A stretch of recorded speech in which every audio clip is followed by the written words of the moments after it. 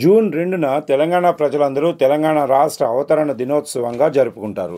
ఒకప్పుడు ఆంధ్రప్రదేశ్లోనే తెలంగాణ కూడా ఉండేది. కానీ ఆ తర్వాత ఎన్నో పోరాటాల తర్వాత తెలంగాణ వేరుపడి చివరికి 2014 జూన్ 2వ తేదీన తెలంగాణ కొత్త రాష్ట్రంగా అవతరించింది. అలా అప్పటి నుండి జూన్ 2న తెలంగాణ రాష్ట్ర అవతరణ దినోత్సవంగా జరుపుకుంటారు తెలంగాణ ప్రజలు. అయితే తెలంగాణ రాష్ట్రం అవతరించినప్పటి నుండి రెండుసార్లు బీఆర్ఎస్ పార్టీ అధికారంలోకి వచ్చింది.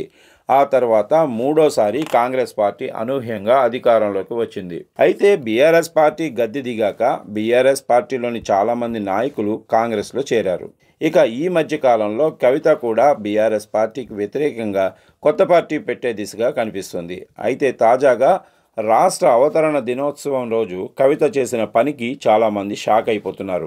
రాష్ట్ర అవతరణ దినోత్సవం ముందే జాగృతి పార్టీ ఆఫీస్ని కొత్తగా ఓపెన్ చేసిన కవిత తాజాగా రాష్ట్ర అవతరణ వేడుకలలో పాల్గొంది. ఇందులో కవిత వేసుకున్న కండువా కూడా మార్చుకుంది. అంతకుముందు గులాబీ రంగు కండువా ధరించిన కవిత తాజాగా గులాబీ రంగు కండువాను ధరించకుండా జాగృతి అని ఉన్న కండువాని మెడలో వేసుకున్నారు. అలాగే ఆ కండువాపై కేసీఆర్ ఫోటో కూడా లేదు.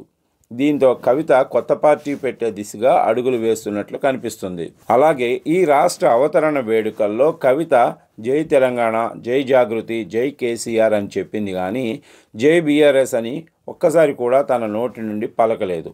దీంతో డౌటే లేదు, కవిత వేరే పార్టీ పెట్టడానికి ముహూర్తం కూడా చూసుకుంటుంది.